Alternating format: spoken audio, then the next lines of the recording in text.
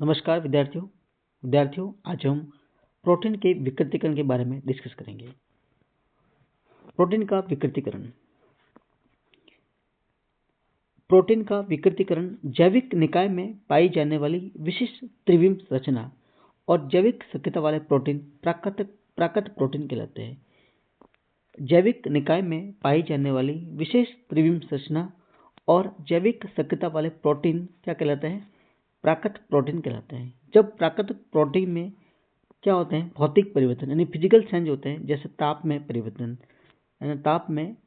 Change in temperature, अथवा रासायनिक परिवर्तन यानी कि केमिकल चेंज, जैसे पीएच में परिवर्तन यानी कि चेंज इन पीएच आदि में किया जाता है, तो हाइड्रोजन आबंधों में अस्त व्यस्तता उत्पन्न होती है। यानी कि जो हाइड्रोजन आबंध होते हैं उसमें क्या होती है? अस्त व्यस्तता उत्पन्न होती है, जिसके कारण गोलिका यानी ग्लोबुल खुल जाती है। जिसके कारण क्या होता है? ग्लोबुल खुल जाती है। हेलिक्स क्या हो जाते हैं? पहले कुंडलित होते हैं, वो अकुंडलित हो जाते हैं। क्या हो जाते हैं? अकुंडलित हो जाते हैं तथा प्रोटीन अपनी जैविक सक्रियता को खो देते हैं। इसे प्रोटीन का विकृतीकरण कहते हैं। ठीक है, तो सर ये थ्योरी हमें समझ में नहीं आ रही, क्या करेंगे अब? तो सुन लीजिए, मतलब जब भी प्राकृतिक प्रोटीन में कुछ चेंजेस आते हैं, या तो भौतिक परिवर्तन से हो या फिर केमिकल परिवर्तन से हो, कोई भी प्रकार से भी परिवर्तन आ रहा है, तो उसके कारण पहला याद रखना है, हाइड्रोजन आबंधों में क्या हो जाएगी? अस्त व्यस्तता उत्पन्न हो जाएगी। क्या हो जाएगी? हाइड्रोजन आबंधों में अस्त व्यस्तता उत्पन्न हो जाएगी। क्या हो जाएगी बेटा? हाइड्रोजन आबंधों में क्या हो जाएगी? अस्त व्यस्तता उत्पन्न हो जाएगी।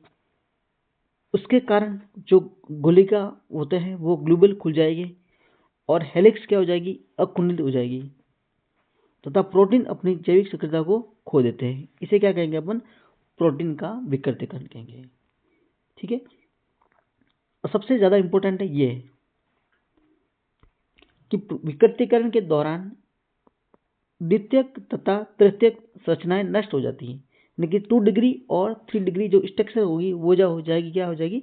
नष्ट। लेकिन जो 1 डिग्री यानी प्राथमिक संरचना अप्रभावित रहती है। तो प्रश्न आता है कि विकृतीकरण के दौरान कौन सी संरचना अप्रभावित रहती है? तो बेटा याद रखना है 1 डिग्री, है ना। उबालने पर, अब अगला पॉइंट है इसके उदाहरण, प्रोटीन के विकृतीकरण के कुछ उदाहरण बताइए। तो सुन लीजिए उदाहरण भी। उबालने पर अंडे की सफेदी का स्कंदन, जब भी अंडे को उबाला जाता है तो उसकी सफेदी का स्कंदन क्या कहलाता है? विकृतीकरण कहलाता है। एक अन्य उदाहरण है दही का जमना, जो दूध में उपस्थित बैक्टीरिया द्वारा लैक्टिक अम्ल उत्पन्न होने के कारण होता है। तो पहला प्रोटीन का जो विकृतीकरण का उदाहरण है वो तो है उबालने पर अंडे की सफेदी का स्कंदन होना, और दूसरा है दही का जमना। दही का किस प्रकार जमता है? वो सारे किसके उदाहरण है? प्रोटीन के विकृतीकरण के। तो वापस मैं रिवाइज करवा रहा हूँ, प्रोटीन का विकृतीकरण। सवाल आता है प्रोटीन के विकृतीकरण को समझाइए। तो पहले प्रोटीन के विकृतीकरण यानी कि पीएच में परिवर्तन हो रहा है या फिर ताप में परिवर्तन हो रहा है। इन ताप में या पीएच में परिवर्तन होने के कारण हाइड्रोजन आबंधों में अस्त व्यवस्था उत्पन्न हो जाती है, जिनके फलस्वरूप क्या होता है? जो गोलिका यानी ग्लोबुल्स होते हैं वो खुल जाते हैं, और जो हेलिक्स जो पहले क्या होता है? कुंडलित हो जाते हैं, वह अब क्या होते हैं? अकुंडलित हो जाते हैं तथा प्रोटीन अपनी जैविक सक्रियता को खो देते हैं। इसे कहते हैं प्रोटीन का विकृतीकरण। और सबसे इंपॉर्टेंट क्या याद रखना बेटा?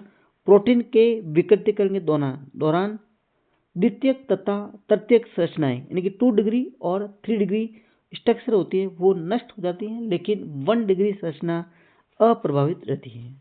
ठीक है, तो चलिए सुन लीजिए वापस। विकृतीकरण के दौरान क्या होता है बताओ? 2 डिग्री और 3 डिग्री स्ट्रक्चर क्या हो जाएगी? नष्ट हो जाएगी, और 1 डिग्री क्या होगी? अप्रभावित रहेगी। क्या होगी? अप्रभावित रहेगी। ठीक है,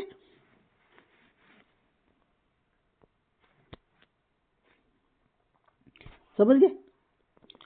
चलो आज के लिए इतना ही, तब तक आप सभी का धन्यवाद।